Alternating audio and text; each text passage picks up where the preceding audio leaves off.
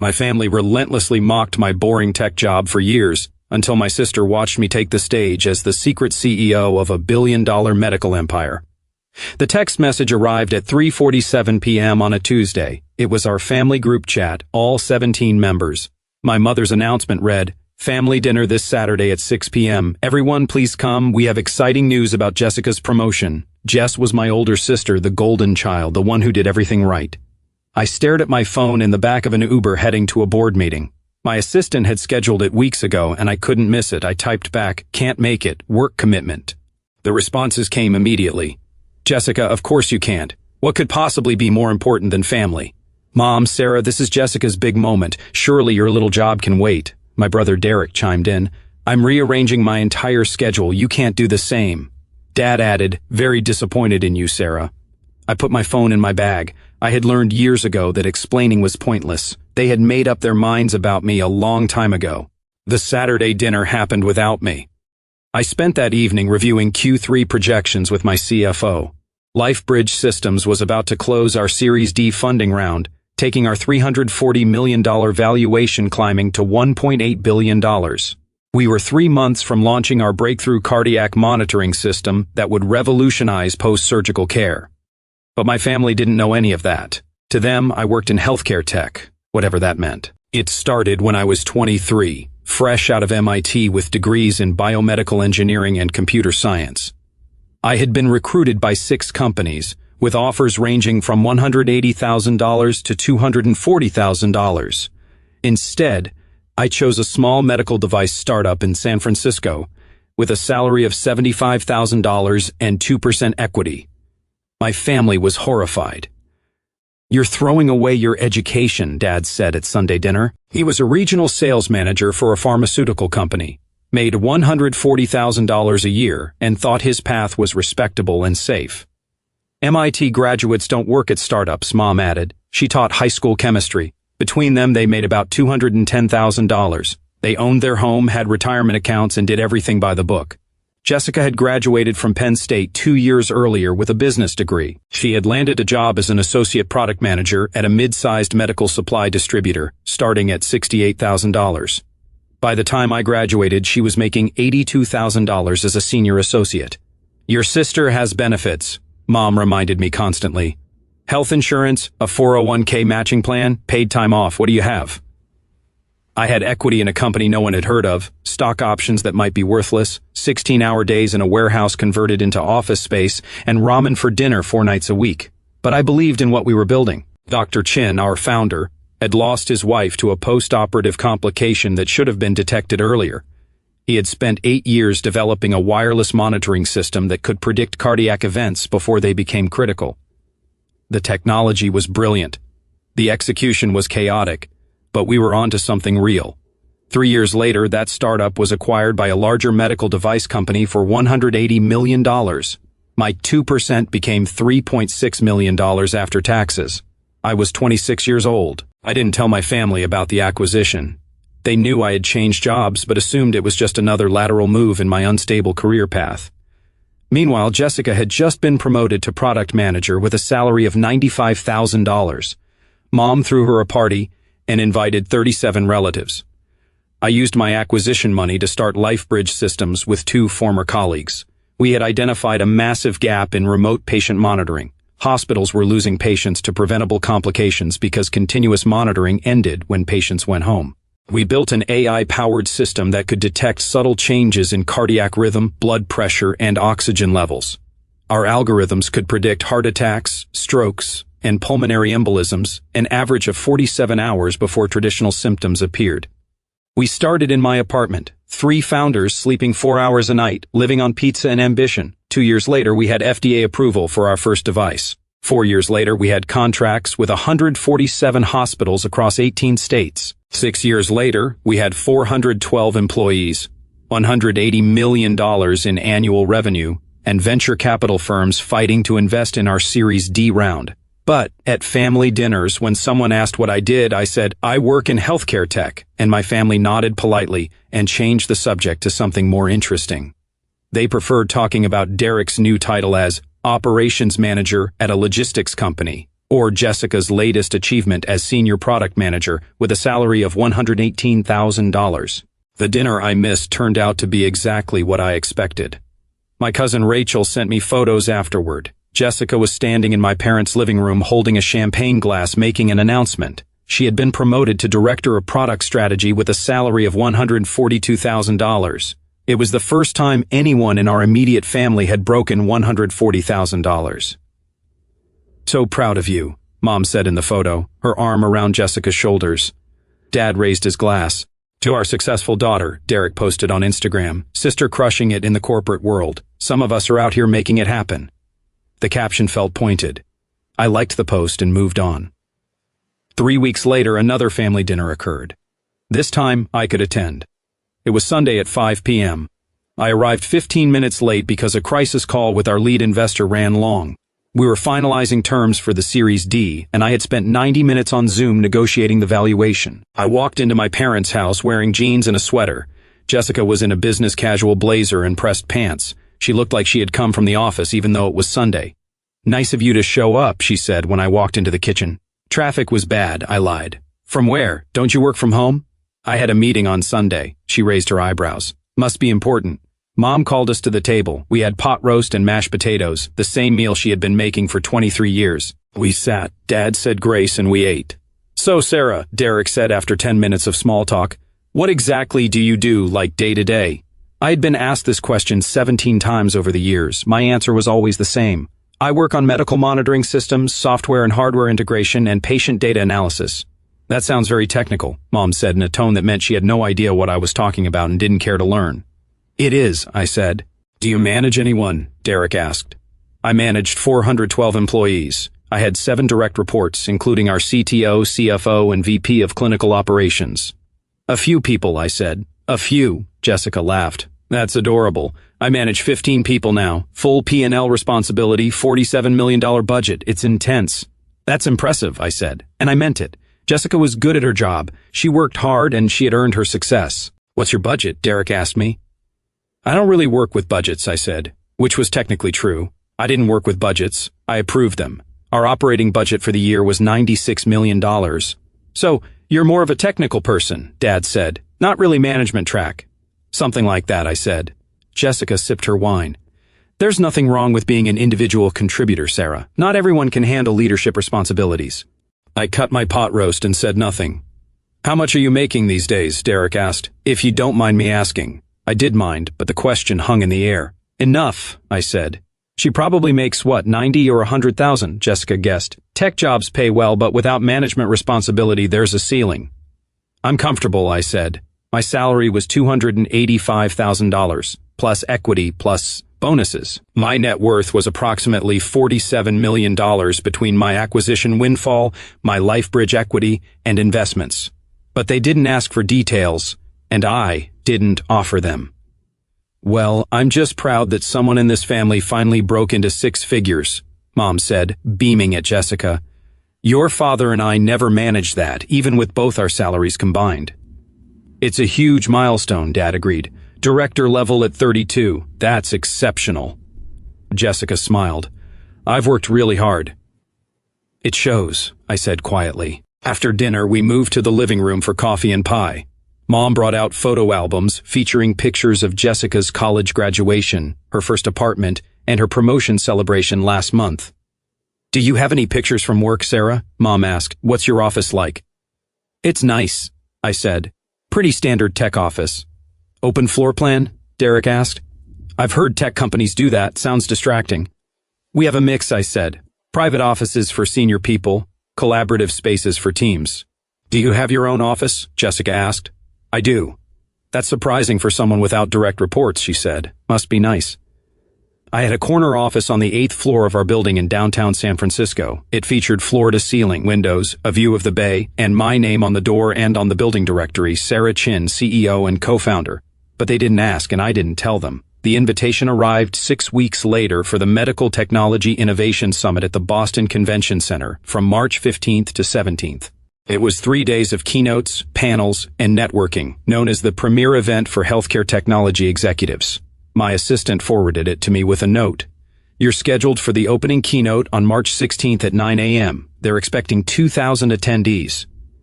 I had spoken at MTIs twice before, once as a panelist 4 years ago, and once as a keynote 3 years ago.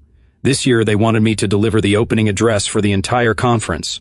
The theme was Revolutionizing Patient Care Through Predictive Technology. My speech was already written. 45 minutes on how LifeBridge systems had reduced post-operative mortality rates by 34% in hospitals using our monitoring systems. I would explain how our AI had saved 2,847 lives in the past 18 months and how we were expanding into home care rehabilitation facilities and nursing homes. I confirmed my attendance. 2 weeks before the conference, another family group chat message popped up. Jessica, guess what? My company is sending me to MTIs in Boston, all expenses paid. This is huge for my career. Mom replied, That's wonderful. What's MTIS? Jessica wrote back, Medical Technology Innovation Summit. It's only the most important healthcare tech conference in the country. Major executives, industry leaders, product launches. I'm going as part of our business development team to explore new vendor partnerships. Derek asked, Fancy. Will you meet anyone famous? Jessica replied, Probably. Last year the keynote speaker was from Medtronic. This year I heard it's someone from a billion-dollar startup. These people are on another level. My phone buzzed in my hand. I stared at the messages. Jessica was going to MTIs. She would be in the audience for my keynote. I could have told her right then. I could have said, That's my conference. I'm speaking there. Instead I typed, Have fun. Sounds like a great opportunity. Jessica responded, Thanks. At least someone in this family is happy for me. Sarah didn't even respond. I looked at my previous message, sent 3 seconds earlier. I put my phone down and went back to work. March 16th arrived cold and gray. I had flown into Boston the night before and stayed at the conference hotel, the Westin Waterfront. My room was on the 18th floor, overlooking the harbor. The conference organizers had sent a gift basket with chocolate, wine, and a handwritten note. Thank you for inspiring our industry. I ordered room service and reviewed my presentation one last time. 2,000 people would be there, including my sister. I thought about texting her, meeting for coffee, and explaining before she found out in front of everyone. But something stopped me. Maybe it was the years of healthcare tech isn't real comments. Maybe it was the constant comparison to her real career. Maybe it was the assumption that I was a mid-level technical worker with no management experience and a salary cap of $100,000. Or maybe I was just tired of explaining myself to people who had already decided who I was. I went to sleep at 11 p.m. and woke at 6 a.m. for a shower, hair, and makeup. I put on a navy suit, expensive and tailored, the kind you wear when you are about to walk on stage in front of 2,000 people and tell them how your company is changing medicine. At 7:30 a.m., I went downstairs to the conference level. The main ballroom was massive, with rows of chairs stretching back into shadows. The stage had a 20-foot screen, cameras, and lighting rigs. The setup crew was doing final checks. Miss Chin, the conference director, rushed over. We are so excited. Your prep room is ready. Can we get you anything? Water. I'm fine, I said. We'll start seating at 8:15. Your introduction begins at 8:58. You'll take the stage at 9 o'clock. Sound good? Perfect. I went to the prep room, a private space backstage with a leather couch, a coffee station, and a TV monitor showing the ballroom as it filled. At 8:20, people started entering. There were hundreds of them, with conference badges hanging from lanyards, dressed in suits and business casual. They took their seats, chatted, and checked their phones. At 8:35, I saw her. She was in row 7, seat 12, wearing a burgundy dress and blazer, her hair perfectly styled. She was with 4 colleagues, all wearing matching company badges. She was laughing, animated, and excited to be there. She had no idea. My assistant knocked on the door. 5 minutes, Ms. Chin. I stood, smoothed my suit, and checked my reflection one last time. The conference director appeared. Ready? Ready. He walked me to the side stage, entrance. The lights were dimming in the ballroom. The screen behind the stage showed the MTIS logo. A voice came through the speakers. Good morning and welcome to the Medical Technology Innovation Summit. We have an incredible program lined up for you over the next 3 days. To open our conference, we're honored to welcome a leader who has fundamentally transformed how hospitals monitor and protect their patients. I watched the screen from backstage. My photo appeared with a professional headshot below it. Sarah Chin, CEO and co-founder, LifeBridge Systems, After earning dual degrees from MIT in biomedical engineering and computer science, Sarah Chin co-founded LifeBridge Systems 7 years ago with a revolutionary vision. What if we could predict medical emergencies before they happened? I saw Jessica in row 7. She was looking at the screen, then at her program, then back at the screen. Today, LifeBridge Systems' predictive monitoring technology is used in 147 hospitals across 18 states. Their AI-powered systems have saved an estimated 2,847 lives by detecting cardiac events, strokes, and pulmonary complications an average of 47 hours before traditional symptoms appear. Jessica's mouth was open. She turned to the colleague next to her, pointed at the screen, and pointed at her program. Last month, LifeBridge Systems closed their Series D funding round with a valuation of $1.8 billion. Under Sarah's leadership, the company has grown to over 400 employees and $180 million in annual revenue. She's been named to Forbes' 30 Under 30, Fortune's Most Innovative Leaders, and the Healthcare Technology Excellence Award. The colleague Jessica was talking to pulled out their phone and started typing, probably Googling my name. Please join me in welcoming to the stage Sarah Chin, CEO of LifeBridge Systems. The applause started. I walked out. The lights were bright. The audience was a massive sea of faces. The camera flashes made it hard to see individual people, but I could see row 7. Jessica was standing. Everyone was standing. 2,000 people were on their feet applauding. Jessica's face was white, absolutely colorless. Her mouth was still open. Her hands were frozen mid-clap. I reached the podium. The applause continued for 30 seconds, then 45 seconds. I smiled, nodded, and raised my hand in a small wave. Finally, the room settled, and people sat. I looked at row 7. Jessica sat slowly, mechanically, like someone had pushed her down. I began my speech. 7 years ago, my CO founders and I were sitting in my apartment in San Francisco, eating our 4th pizza of the week, talking about a problem that kept us up at night. I spoke for 43 minutes. I told them about Dr. Chin losing his wife, about the preventable complications that kill 7,000 Americans every year, and about the wireless sensors we developed that could detect micro changes in heart rhythm. I explained the machine learning algorithms that could analyze 10,000 data points per second and identify patterns invisible to human doctors. I showed them data, graphs, and statistics. Hospitals using LifeBridge systems saw post-operative mortality drop by 34%. Readmission rates fell by 28%. Patient satisfaction scores increased by 41%. I told them about Maria Rodriguez, a 67-year-old grandmother in Phoenix who had undergone routine gallbladder surgery. Our system detected an irregular heartbeat 41 hours before she would have had a massive stroke. The hospital intervened and she went home 3 days later to meet her first great-grandchild. I told them about James Patterson, a 54-year-old high school teacher in Michigan who had undergone knee replacement surgery. Our system caught a developing pulmonary embolism 38 hours early. Treatment was simple. The alternative would have been fatal. 2,847 stories like that meant 2,847 lives saved. The alternative was silent, listening intently.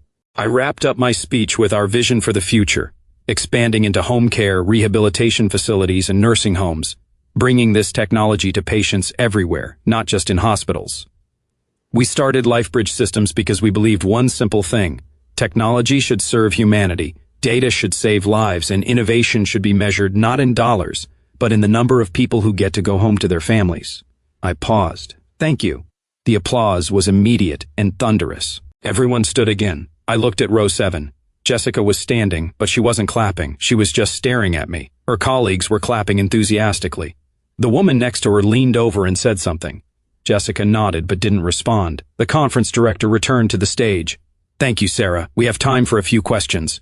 Hands shot up across the ballroom. For 20 minutes of Q&A, I answered questions about our technology, our funding, our expansion plans, and our partnership strategy. A woman in row 12 stood. Ms. Chin, your company is clearly positioned for significant growth. Are you considering an IPO? We're exploring all options, I said carefully. Our focus right now is on delivering value to patients and healthcare providers. When the time is right for an IPO, we'll make that decision based on what serves our mission best. After more questions and answers, the conference director finally wrapped up. Let's give Sarah Chin one more round of applause. They stood again. I waved, smiled, and walked off stage. Backstage, the conference director was beaming. That was incredible, absolutely incredible. We're already getting tweets about it. You're trending on healthcare tech Twitter. Glad it went well, I said. The networking reception is at 11 o'clock. We'd love to have you there, and we're doing press interviews at 2 o'clock if you're available. I'll be at both, I said. My assistant appeared with my phone, which displayed 17 messages. There were 3 from my CFO about the press coverage, 2 from our VP of Communications about interview requests, 5 from investors and board members congratulating me, and 7 from my family group chat. I opened the group chat. Derek wrote, Sarah. Then Derek again. You're the CEO of a billion-dollar company. Mom asked Sarah, is this true? Are you really the person who just spoke? Dad said, we had no idea. Derek chimed in. Jessica just sent me a video. That's definitely you on stage. Mom pleaded, why didn't you tell us? Derek added, this is insane. You've been sitting at our dinners letting us talk about our jobs like, wow. There were no messages from Jessica. I put my phone away. The networking reception was in the main exhibition hall filled with hundreds of people, vendor booths, and cocktail tables. I was immediately surrounded by executives, investors, and journalists. Miss Chin, I'm from MedTech Daily. Could we get 5 minutes? Sarah, we'd love to discuss a potential partnership with our hospital network. I've been following LifeBridge for 2 years. Your presentation was phenomenal. I worked the room, smiled, shook hands, exchanged business cards, and had the same conversation 40 times. At 11:47, I saw Jessica. She was standing near the LifeBridge Systems booth. Our marketing team had set up a display with photos of our technology, monitors showing our interface, and testimonials from hospital administrators. She was reading one of the testimonials. I walked over. Hi, Jessica. She turned, her face still pale. Sarah. Her voice was flat. So, this is what you do? Yes. You're the CEO of a billion-dollar company. 1.8 billion, I said. At last valuation. She blinked. And you never mentioned this. Not once. Not at any family dinner, she continued. Not when Mom asked about your job. Not when Derek asked about your budget. I did mention it, I said calmly. I told you I work in healthcare tech.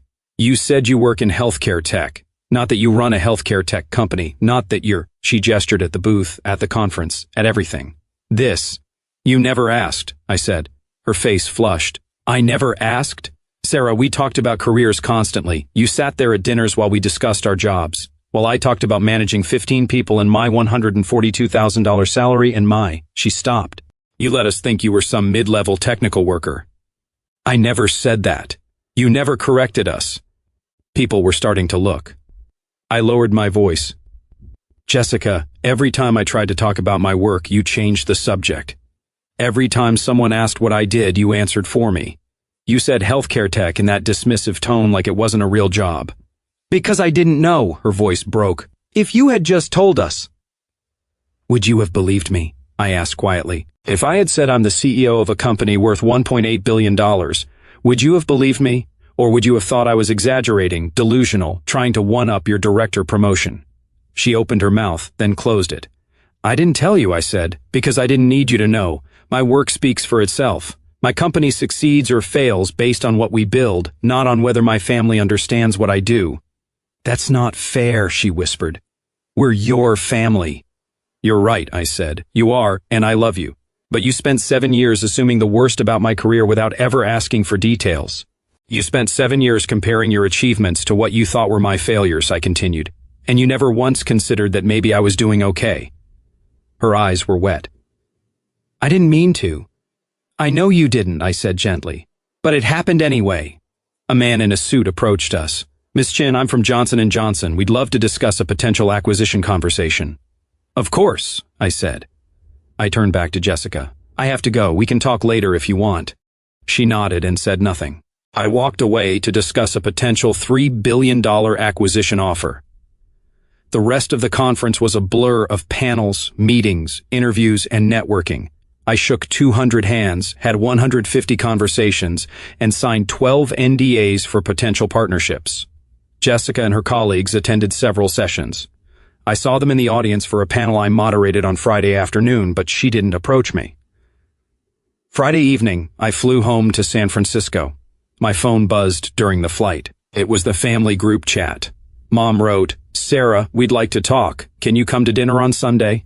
I stared at the message for a long time. Finally, I typed, I can do Sunday at 5.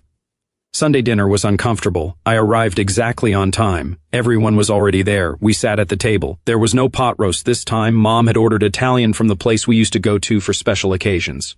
"So," Dad started, "we've all been talking, and we owe you an apology." I said nothing. Mom continued, "We had no idea what you had accomplished.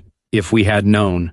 "You would have treated me differently?" I asked. Silence hung in the room. "That's the problem," I said quietly. "My accomplishments shouldn't determine whether you respect me, whether you take my career seriously, or whether you include me in family celebrations." "We always included you," Derek protested. "You uninvited me from Jessica's promotion dinner," I said. "Well, you didn't technically uninvite me, you just scheduled it for a night you knew I couldn't make, and then talked about how disappointed you were that I didn't prioritize family." Derek looked away. "We didn't understand," Mom said. "You were always so vague about work." "I was exactly as detailed as you let me be," I said. "Every time I mentioned a project, you changed the subject. Every time I tried to explain what we were building, you talked over me about Jessica's latest achievement. I learned to stay quiet because it was easier than fighting for airtime in conversations where no one was listening." Jessica was crying silently. "I'm not saying this to hurt you," I continued. "I'm saying it because it's true. You decided I was the unsuccessful one, the one who made bad career choices, the one who needed advice about stability, benefits, and 401ks. And you never questioned that narrative." "We were wrong," Dad said, his voice thick. "We were completely wrong and we're sorry." I took a breath. "I appreciate that." "Can we start over?" Mom asked. "Can you tell us about your company? Really tell us." So I did. I told them about the apartment startup days, the acquisition, the founding of LifeBridge, the FDA approval process, the first hospital contract, the growth, the challenges, and the victories. I told them about the Series D round, the valuation, and the expansion plans. I told them about the patients, the lives saved, and the families who still sent me thank you cards. They listened, actually listened. When I finished, Derek said quietly, "I'm sorry I made that comment about managing 15 people." "I'm sorry I bragged about my salary," Jessica whispered. "When you were making—" "What are you making?" "More than I need," I said simply. "Are you a millionaire?" Dad asked. "Yes." "How much of a millionaire?" I hesitated. "Do the specifics matter?" "I guess not," he admitted. We ate in silence for a few minutes. Finally, Jessica spoke. "My colleagues at the conference wouldn't stop talking about you, about your speech, about LifeBridge. My boss asked me 3 times if I could introduce him to you. I had to admit I didn't even know what your company did." "You can introduce him," I said, "if you want." "Really? Of course. You're my sister." She started crying again. "I was so awful to you." "You weren't awful," I said. "You just didn't know." "I should have known. I should have asked." "Yeah," I said gently. "You should have." 3 months later, Jessica called me. "Sarah, do you have a minute?" "Sure, what's up?" "I'm thinking about leaving my job." I sat up straighter. "Really? Why?" "Because I realized something at that conference. I've been so focused on climbing the ladder at one company that I haven't thought about whether it's the right ladder, whether it's leading somewhere I actually want to go." "Where do you want to go?"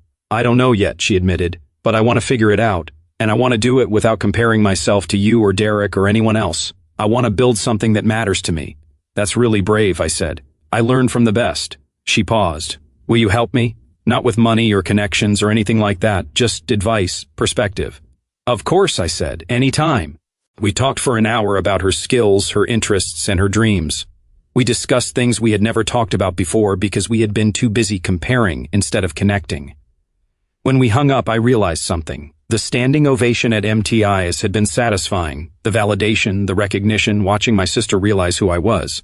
But this conversation mattered more, not because she finally respected my success, but because we were finally talking to each other as people, not as competitors. 6 months after MTI's, LifeBridge Systems announced our Series E round $500 million, driving our valuation to $3.2 billion. The press release went out on a Tuesday morning.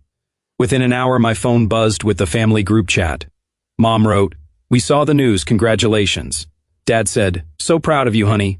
Derek typed, "Holy shit, Sarah, $3.2 billion. And then Jessica, "Not surprised at all, you're amazing," followed by a red heart emoji. I smiled and replied, "Thanks everyone, excited for what's next." Because that was the thing about success. It wasn't about the validation. It wasn't about proving people wrong. It wasn't about standing ovations, press releases, or valuations. It was about building something that mattered, saving lives, creating jobs, and pushing technology forward. The rest was just noise. My family understood that now, finally, and that made all the difference. 2 years later, LifeBridge Systems went public. On IPO day, we hit the NASDAQ opening bell at $42 per share. By close, we were at $67, resulting in a market cap of $8.9 billion. My family flew to New York for the ceremony. They stood on the trading floor with me, wore LifeBridge t-shirts, and smiled for the cameras. When I rang the bell, they cheered louder than anyone. Afterward, we went to dinner at a restaurant in Tribeca. It was expensive and celebratory, the kind of place we never went to when I was growing up. "This is incredible," Mom said, looking around. "I can't believe this is our life now." "It's not your life," I said gently. "It's mine. You're welcome to visit it, but it's mine." She blinked, then nodded. "You're right. I'm sorry. I meant I'm proud to see you achieving your dreams." "Thank you," I said. "That means a lot." Jessica raised her glass. "To Sarah, who never needed us to believe in her, but I'm glad we finally do." "To Sarah," everyone echoed. We clinked glasses. I looked around the table at my family. They were imperfect and complicated, but they were mine. "To second chances," I said quietly. We drank. And for the first time in years, I felt like we were finally on the same page. It wasn't because they understood what I did, and it wasn't because they respected my success, but because they had learned to ask questions instead of making assumptions. That was enough. That was everything.